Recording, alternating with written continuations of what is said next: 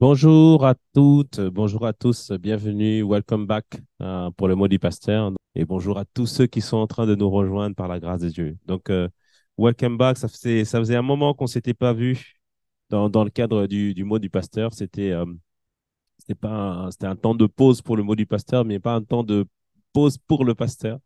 Donc, on a été pas mal occupé pendant tout le mois de septembre, mais ça a été bénéfique par la grâce de Dieu. Et aujourd'hui, nous revenons avec une nouvelle formule. D'abord, nous allons prier et après, je vais vous expliquer la nouvelle formule du mot du pasteur et ensuite, nous irons sur le temps d'enseignement et le temps de questions-réponses. Élevons la voix et remercions le Seigneur pour ce temps, pour ce moment, lui qui nous a gardés, lui qui nous a préservés, lui qui fait en sorte que nous puissions être connectés aujourd'hui à sa parole. Seigneur, merci encore pour la grâce que tu nous fais aujourd'hui de pouvoir passer ces temps, de pouvoir passer ce temps de communion et de partage. Seigneur, tu nous dis dans la parole, en Acte 2, verset 42, qu'il persévérait dans l'enseignement des disciples, dans les prières, dans la fraction du pain et dans la communion fraternelle. Et Seigneur, c'est le but du mot du pasteur, de passer ces temps, de passer ces moments de communion, de partage, de prière, ces moments où on se réunit ensemble pour partager ta parole, mais aussi pour éclaircir, Seigneur, certaines choses qui parfois peut ne pas être claires ou peu compris, Seigneur, afin que nous puissions arriver au stade où beaucoup de personnes comprennent de plus en plus la parole. Alors ce midi, nous nous attendons pleinement à toi, Esprit du Seigneur, nous comptons sur toi puisqu'il est écrit que tu es l'esprit de vérité et que c'est toi qui nous enseigne toutes choses, c'est toi qui nous rappelle toutes choses et c'est toi qui nous permet de comprendre toutes choses. Alors, Saint-Esprit, merci encore pour ce que tu vas faire encore aujourd'hui, pour tout ce que tu vas accomplir et réaliser, manifester pleinement. Seigneur, nous te disons, prends le contrôle, prends la direction, inspire tout, Seigneur, les questions, les réponses, inspire le partage. Nous avons prévu des choses, Seigneur, tu nous as inspiré des choses dans la prière, mais je sais que tu es un Dieu du moment. Et lorsque quelqu'un vient avec une interrogation, tu veux aussi y répondre. Alors, Seigneur, merci de ce que on se laissera guider par toi. On se laissera pousser par toi, inspiré par toi dans tout ce que nous allons dire et dans tout ce que nous allons faire dans le nom puissant de Jésus. Élevons la voix maintenant pour recommander nos cœurs en ce temps, afin que notre cœur puisse être une bonne terre pour recevoir la parole de Dieu. Seigneur, merci, Seigneur. Dispose vraiment notre cœur. Tu nous dis qu'il y a 4 types de cœurs, mais un seul cœur, un seul type de cœur est capable de recevoir la parole et de le manifester, de le multiplier par 30, par 60, par 100. Alors, Seigneur, nous te le demandons, ta grâce, Seigneur, aujourd'hui, accorde-nous la grâce d'avoir ce cœur bon et honnête, ce cœur qui reçoit la parole et qui porte du fruit, ce cœur qui reçoit la parole et qui réajuste son comportement en fonction de la parole qui a été reçue. Alors, nous t'en prions, nous te le demandons ce matin, fais toute la différence. Esprit de Dieu, nous comptons sur toi. Esprit de Dieu, nous nous attendons pleinement à toi. Merci encore pour ce que tu vas faire, ce que toi tu vas accomplir. Gloire soit rendue à ton précieux nom. Nous t'avons ainsi prié au nom de Jésus. Amen, amen, amen, amen, amen. Encore une fois, bienvenue à toutes et à tous. Donc, nous nous retrouvons pour le mot du pasteur avec une formule différente aujourd'hui. Euh, on change la formule du mot du pasteur en fonction des saisons et en fonction de ce que le Seigneur désire faire et ce que le Seigneur désire accomplir.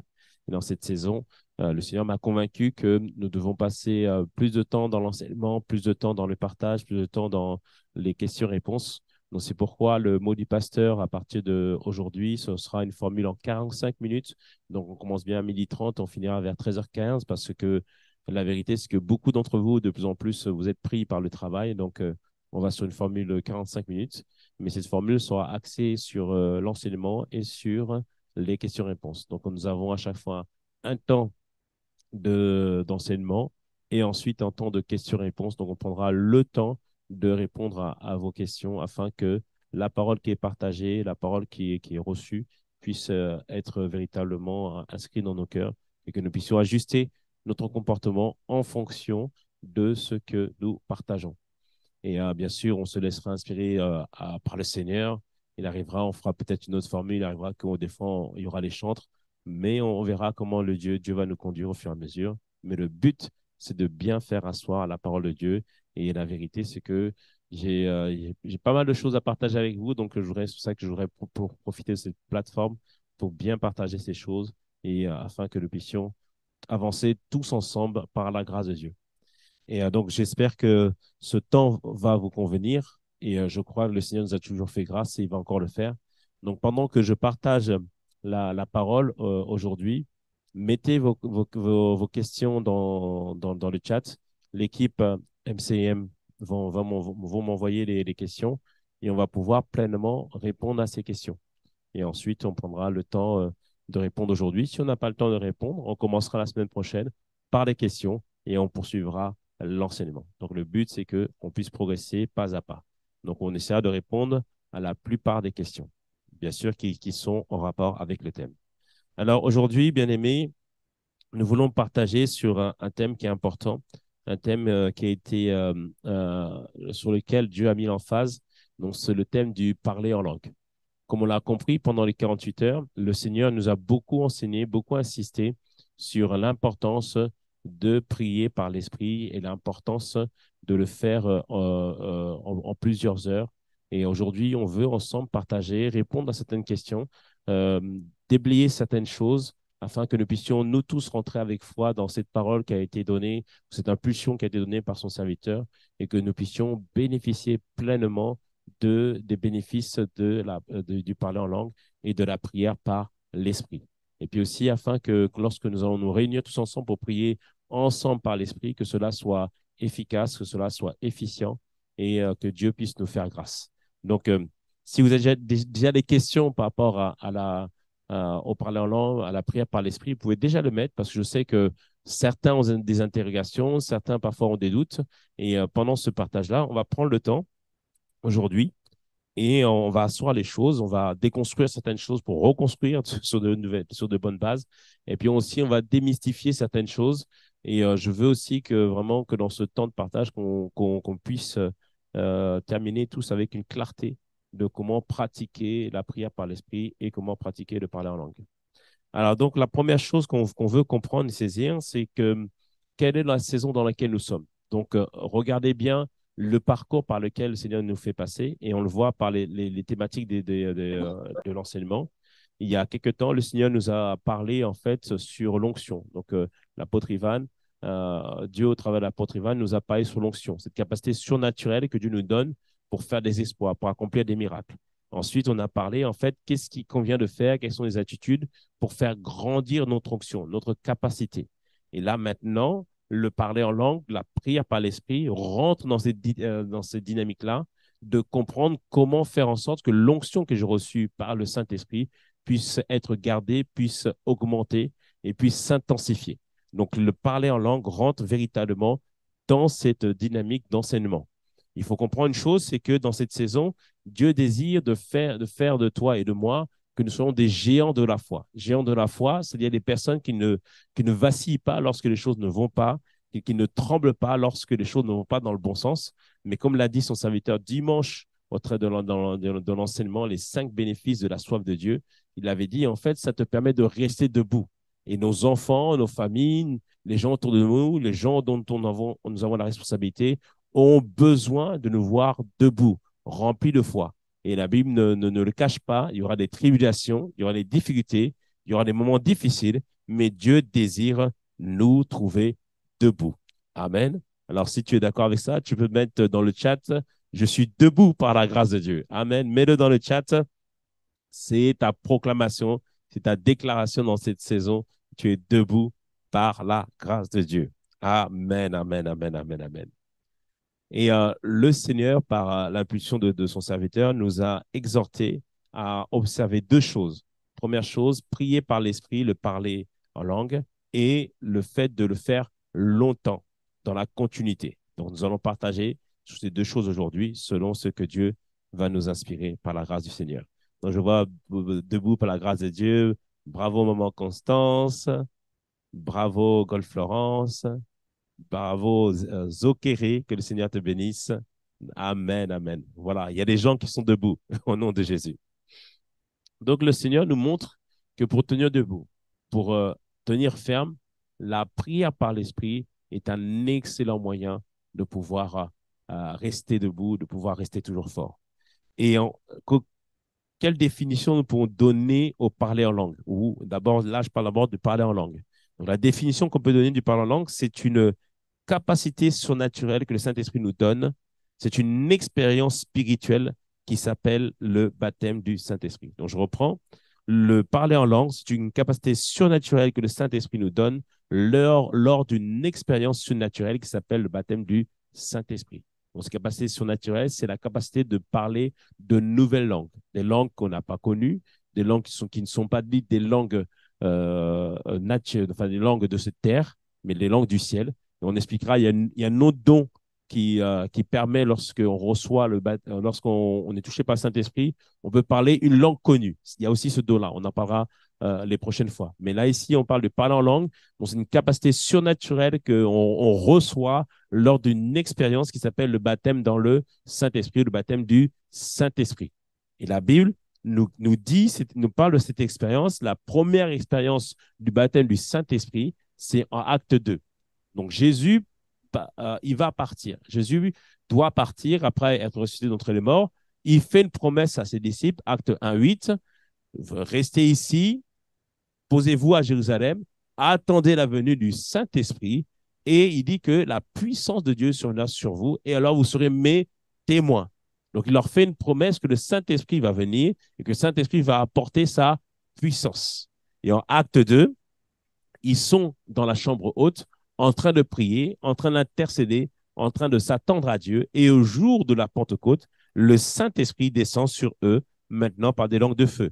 Donc, Acte 2, verset 1, nous dit ceci.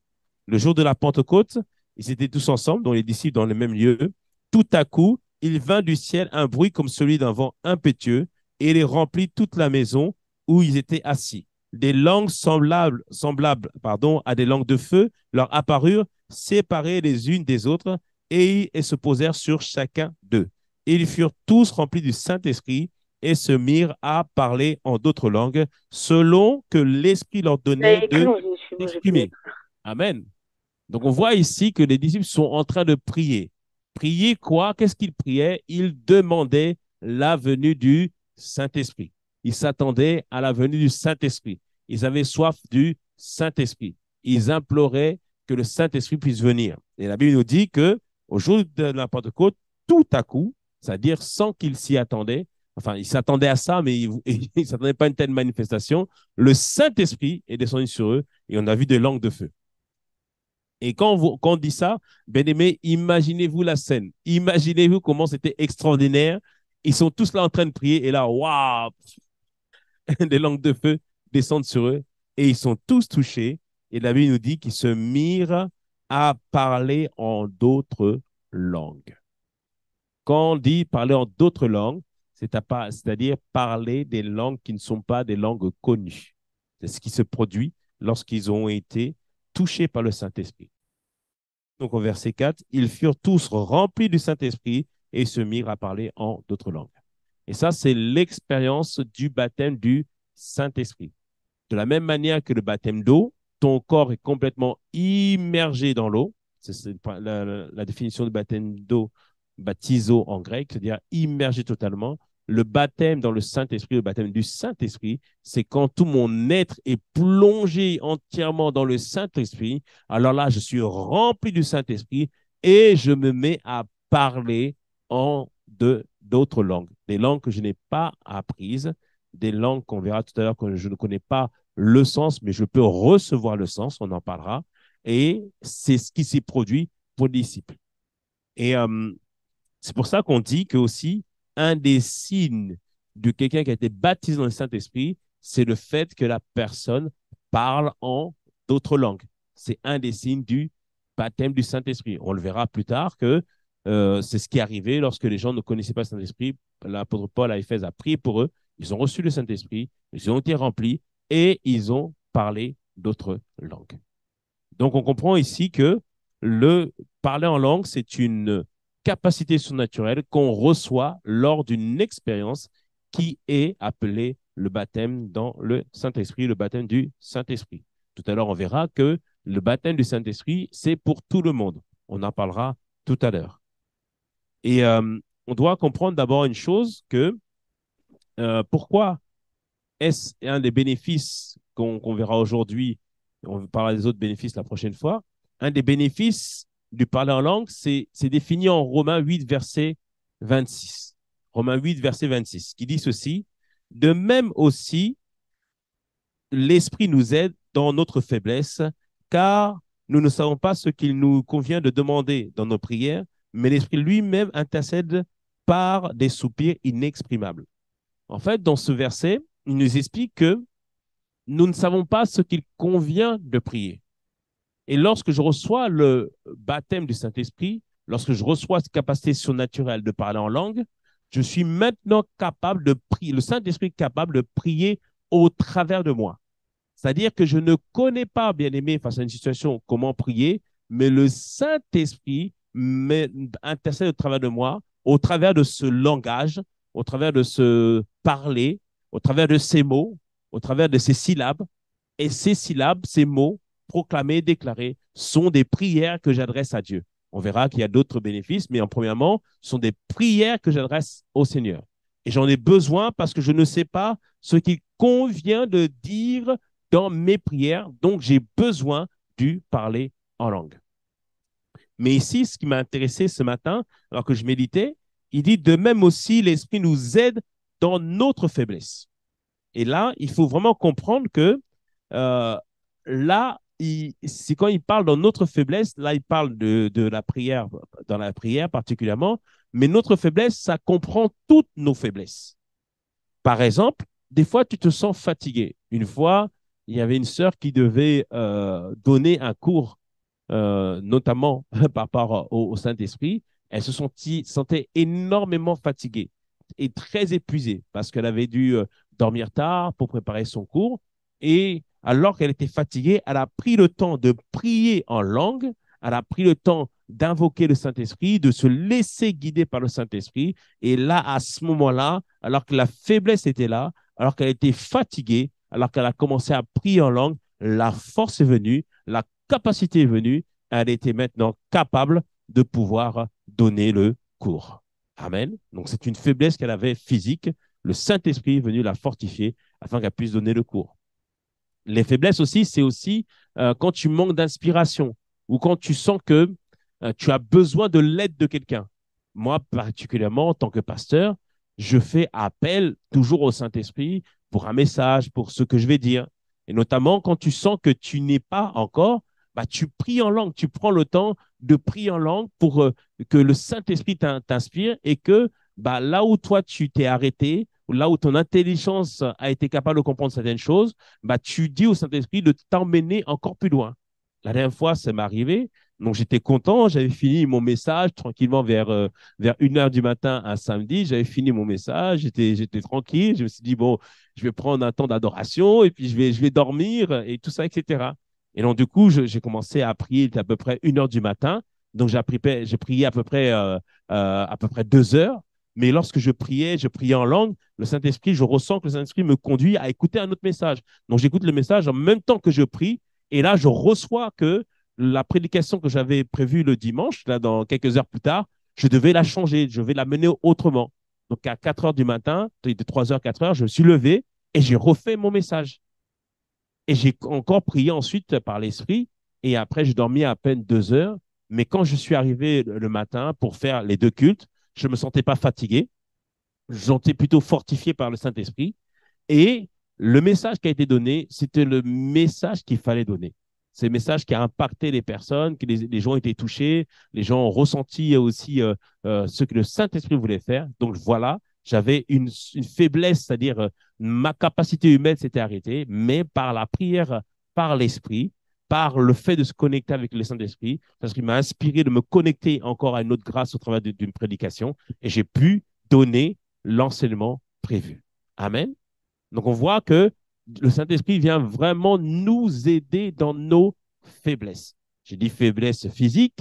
Là, c'était faiblesse dans l'inspiration, c'est-à-dire que mon humanité s'est arrêtée à un certain stade, mais par la prière, par l'Esprit, je peux aller plus loin. Alléluia. D'autres aussi, une sœur m'a raconté qu'elle devait avoir un rendez-vous important. Elle avait obtenu un marché pour un projet en informatique, mais elle ne connaissait pas forcément le domaine. Et lorsqu'elle a fait une réunion et il était temps de donner une solution, bah, elle a prié intérieurement parce que on peut aussi prier intérieurement par l'esprit, de manière qu'on prie intérieurement, de manière intelligible. Elle a prié, alors que à ce moment-là, on lui a dit, maintenant, qu'est-ce que tu en penses? Elle a été capable de donner une solution, non pas inspirée selon son expérience et sa connaissance humaine, mais inspirée par le Saint-Esprit. Le Saint-Esprit est venu au secours de sa faiblesse par rapport à cette situation. Amen. Parce que la Bible nous dit, n'est-ce pas? Et la Bible nous dit que lorsque nous serons devant les tribunaux, de ne point nous inquiéter de ce qu'on va dire, parce qu'à l'heure même, le Saint-Esprit remplira notre bouche. Donc là, il a rempli sa bouche, non pas de parler en langue, mais d'un parler intelligible afin que les gens puissent comprendre la solution qu'elle a apportée. Amen. Donc on voit que le Saint-Esprit, le parler en langue est tellement important, ça permet au l'Esprit de Dieu de venir nous aider, de venir nous fortifier dans notre faiblesse. Alléluia. Amen. Amen. Alléluia. Quelqu'un me dise, Saint-Esprit vient au secours de ma faiblesse. Mettez-le dans le chat. Invoque le Saint-Esprit afin qu'il puisse venir au secours de ta faiblesse dans le nom de Jésus. Amen. Amen. Alors, on poursuit. Donc, tout à l'heure, je vous l'ai dit, donc je vais juste préciser une chose aussi, qu'on parle du parler en langue et on ne parle pas que de la prière en langue. La prière, on comprend, c'est quoi? La prière, c'est l'activité que nous faisons lorsque nous prenons un temps avec le Seigneur. Mais Dieu nous donne bien plus que la prière par l'Esprit. Il nous donne le parler en langue. Le parler en langue, ça veut dire le parler. C'est-à-dire que je peux parler à tout moment. Je n'ai pas juste besoin d'être dans une attitude de prière pour parler en langue, mais lorsque je suis au travail, lorsque je suis en train de faire le sport, lorsque je suis en train d'aller de marcher, lorsque je suis en train même de travailler sur autre chose, même lorsque je suis dans le métro, je peux parler en langue. Et c'est ça la force de ce que nous disons. C'est-à-dire que nous ne parlons pas que la prière dans le sens de l'activité de la prière, mais le parler en langue, je peux pratiquer toute la journée. Et d'ailleurs, le parler en langue, c'est le seul moyen par lequel tu peux prier sans cesse. C'est-à-dire que je suis en train de faire la cuisine, je peux être en train de prier en langue. Je suis en train de faire un travail qui ne nécessite pas que je sois pleinement concentré, parce que lorsqu'on prie en langue, c'est vrai que l'intelligence demeure stérile, mais des fois, quand tu as besoin de te concentrer, c'est difficile aussi en même temps de prier en langue. Mais quand je fais des choses, je peux prier en langue en même temps. Et là, généralement aussi, pendant que je prie en langue, il y a des inspirations qui montent, comme tout à l'heure, je l'ai dit. Je suis dans le train, je peux prier en langue. Comme l'a dit l'apôtre dimanche, cette sœur aux États-Unis, elle a mis carrément le masque comment s'appelle, le masque chirurgical, pardon, et elle a caché sa bouche et a prié en langue. Donc, on voit que je peux parler en langue toute la journée. Ce n'est pas juste seulement dans l'activité, quand je suis à l'église, quand je suis dans ma maison. Non, non, le parler en langue, je peux l'exercer toute la journée. Et comme je dis tout à l'heure, c'est le seul moyen par lequel, pardon, on peut prier sans cesse. Donc, comprenons bien, c'est une grâce que Dieu nous a donnée, le parler en langue. Amen. Et j'ai même aussi vu des frères, un frère en particulier, la nuit, alors qu'il dort, il prie en langue. Ça, c'est fort, ça c'est fort. Et oui, non, l'esprit ne dort pas. Donc, pendant qu'il dort, il prie en langue. Waouh! Amen, amen, amen, amen. Waouh! C'est incroyable, ces capacités. Alors, donc, je vous ai dit une chose, c'est que le parler en langue ou la prière par l'esprit, c'est pour tout le monde. C'est-à-dire que c'est pour tous ceux qui ont soif et tous ceux qui désirent Dieu, ils peuvent être baptisés du Saint-Esprit. Bien sûr, ils doivent déjà avoir une disposition pour le Seigneur et être désireux de le connaître véritablement. Donc, regardez en Acte 10. Acte 10, on nous parle d'un homme qui s'appelait Corneille, un homme qui n'avait pas encore entendu parler de Jésus-Christ, mais qui désirait rencontrer Dieu. Il craignait Dieu. C'est-à-dire que pour lui, il n'avait pas encore parlé de Jésus à proprement parler. Et il reçoit en vision qu'il doit appeler un homme qui s'appelait Pierre, un des apôtres. Et Pierre, à son tour, reçoit aussi une vision qui lui confirme qu'il faut qu'il aille chez Corneille. Et il va chez Corneille, il est accueilli chez Corneille, et il commence justement à annoncer l'évangile. Allô, allô? Ok, excusez-nous, on a eu un petit problème électrique. Donc, il vient chez Corneille et il annonce l'évangile. Et la Bible nous dit ceci, alors qu'il est en train d'annoncer l'évangile, il annonce même que Jésus allait de lieu en lieu, faisant du bien. Donc, il a dit, enfin, il explique que Jésus-Christ a été loin du Saint-Esprit, allons de lieu en lieu, faisons du bien et guérissons tous ceux qui sont sous l'emprise du mal. Il parle de ça au verset 38. Au verset 44, la Bible nous dit que comme Pierre prononçait encore ces mots, donc il parlait de qui? Il parlait du Saint-Esprit. Donc, comme Pierre prononçait encore ces mots, le Saint-Esprit descendit sur tous ceux qui écoutaient la parole. Waouh! Est-ce qu'ils avaient fait la prière du salut? Non. Est-ce qu'ils avaient été baptisés? Pas encore. Mais comme ils avaient soif de Dieu, le Saint-Esprit est descendu sur eux. Donc, verset 45, tous les fidèles circoncis qui étaient venus avec Pierre furent étonnés de ce que le don du Saint-Esprit était aussi répandu sur les païens. Parce qu'eux, ils pensaient que c'était que les Juifs au départ. Verset 46, car ils les entendaient parler, et regardez, un signe qu'ils ont reçu le Saint-Esprit, ils les entendaient parler en langue et glorifier Dieu. Alors Pierre dit, peut-on refuser l'eau du baptême à ceux qui ont reçu le Saint-Esprit aussi bien que nous? Et il ordonna qu'ils fussent baptisés au nom du Seigneur, sur quoi ils prièrent de rester quelques jours auprès d'eux. Donc, on voit ici qu'il y a Corneille qui ramène toute sa maison et l'apôtre Pierre leur parle de l'évangile. Et qu'est-ce qui se passe? Le Saint-Esprit descend sur eux. Ils sont baptisés du Saint-Esprit et ils parlent en langue. Et après, on les baptise. Donc, on voit ici pourquoi ils ont reçu le Saint-Esprit, parce qu'ils avaient soif du Saint-Esprit. Corneille craignait déjà Dieu. Corneille faisait des aumônes. Corneille était quelqu'un qui était conciliant. C'était un Romain, mais était conciliant vis-à-vis du peuple juif.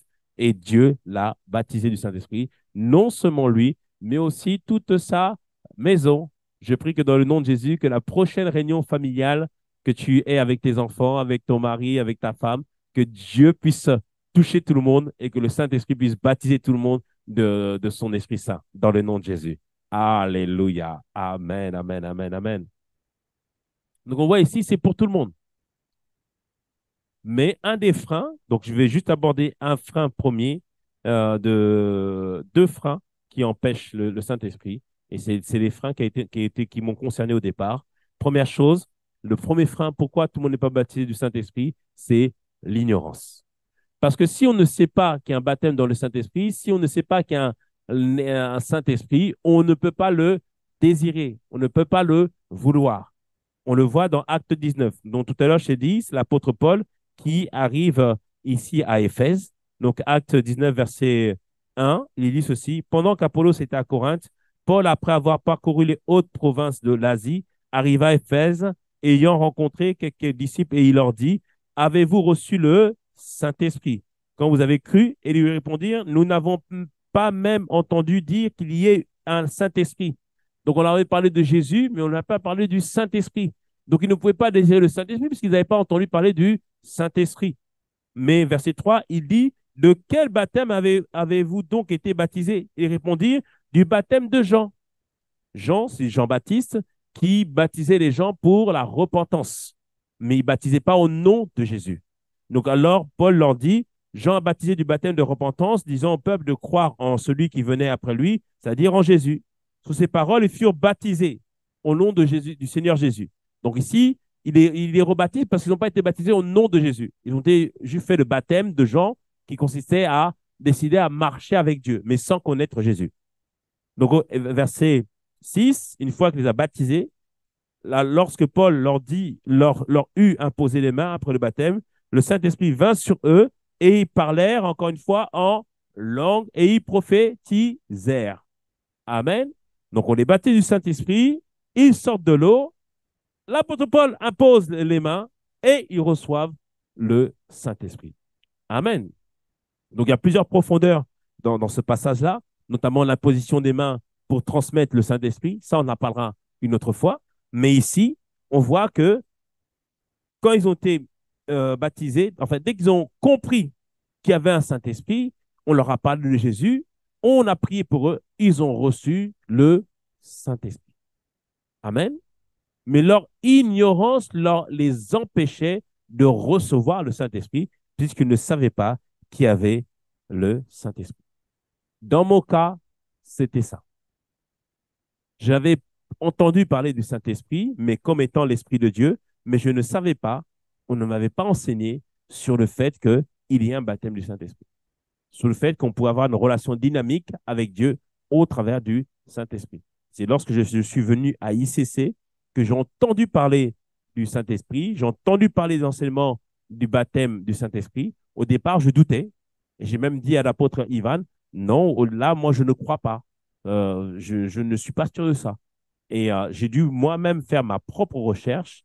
J'ai pris des enseignements, j'ai lu la parole de Dieu.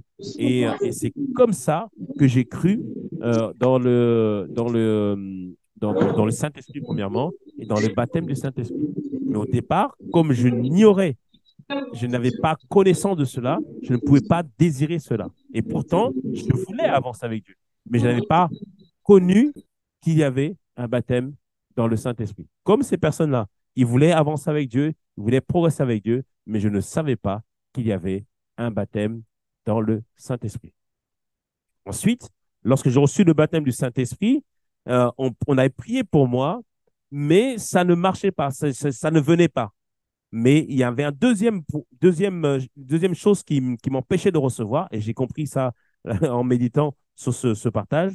La deuxième chose qui m'empêchait de recevoir, bien aimé, c'est le doute par rapport au bénéfice du parler en langue. Qu'est-ce qui se passait? Je regardais d'autres personnes qui parlaient en langue, mais quand je regardais leur vie, ou le fruit qui sortait de leur vie, ou ceux qui dégageaient, je t'avoue que ça ne me donnait pas beaucoup envie. C'est pas que ce n'était pas une critique, mais comprenons bien que tu examines le fruit de la vie de quelqu'un. Et, euh, et parfois, en fait, tu dis, mais il prie en langue, mais ça n'a pas l'air de beaucoup le bénéficier.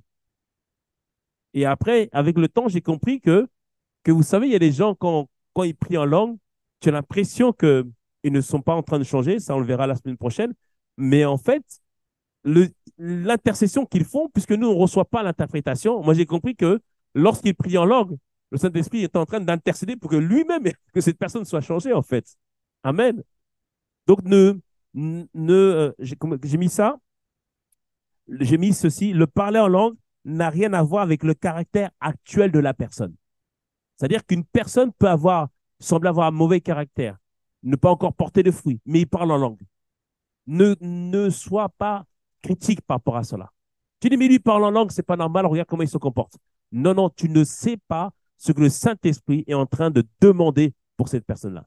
Rappelle-toi, on a dit que le Saint-Esprit vient au secours de nos faiblesses. Cette personne a une faiblesse de caractère. Et lorsqu'elle prie en langue, lorsqu'elle demande, lorsqu'elle réclame, le Saint-Esprit est en train de le transformer et de changer cette personne-là.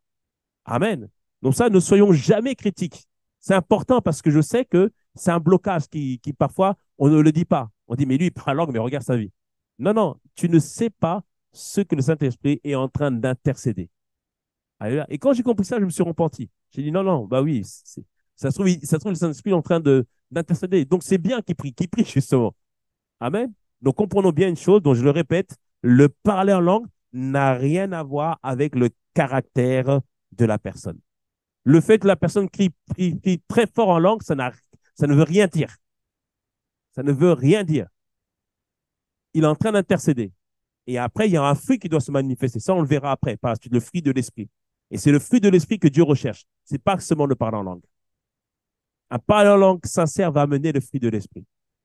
Mais comprenons vraiment ça, que le parler en langue n'a rien à voir avec le caractère de la personne. Amen. Qu'on démystifie véritablement ça. Je t'en parle la semaine prochaine, mais même la personne qu'elle soit éloquente dans le parler en langue, ça ne veut rien dire. C'est que Dieu est en train de faire un travail en lui, mais c'est le fruit qu'on veut voir. Donc le parler en langue n'a rien à voir avec le caractère ni le fruit de la personne. Donc je dis ça afin de démystifier, afin de ne pas être impressionné. Ah, lui il parle en langue, mais regarde sa vie. Non, non, ne regarde pas ça. Tu ne sais pas ce que le Saint-Esprit est en train d'intercéder, ce que le Saint-Esprit est en train de demander. Le Saint-Esprit est en train de venir au secours de sa faiblesse. Alléluia. Amen. Donc, bien aimé, qu'est-ce qu'on a vu aujourd'hui? Donc, on a vu ensemble, première chose, on a parlé du parler en langue. On a expliqué que le parler en langue, c'est une capacité surnaturelle que le Saint-Esprit nous donne lors d'une expérience qui s'appelle, une expérience spirituelle qui s'appelle le baptême dans le Saint-Esprit. On a vu ensemble en 8 Luc, en Romains 8, verset 26, le parler en langue nous est donné afin que le Saint-Esprit puisse venir au secours de nos faiblesses. Ensuite, on a vu que le Saint-Esprit, que cela est pour nous tous. Et on a vu ensemble qu'il y a deux freins qui nous empêchent de recevoir le parler en langue ou le baptême du Saint-Esprit. C'est, première chose, l'ignorance. On ne connaît pas qui est le Saint-Esprit. Et deuxième chose, c'est le doute sur les bénéfices que cela peut apporter. Amen. Donc, je répète, on a vu ensemble la définition du parler en langue. On a vu ensemble que c'est la puissance de Dieu, la puissance du Saint-Esprit qui vient pour nous aider dans nos faiblesses. Et on a vu ensemble deux freins qui sont l'ignorance et le doute qui nous empêchent de vivre et d'expérimenter le parler en langue. Et je vais maintenant prier pour la fin. Seigneur, merci encore pour ce temps et pour ce moment. Et nous te demandons d'étendre ta main, Seigneur, sur nos vies. Merci, Père, parce que tu nous conduis. Et merci pour la personne du Saint-Esprit qui sera vécue, expérimentée. Père, nous t'avons ainsi prié au nom de Jésus. Amen, amen, amen, amen, amen, amen.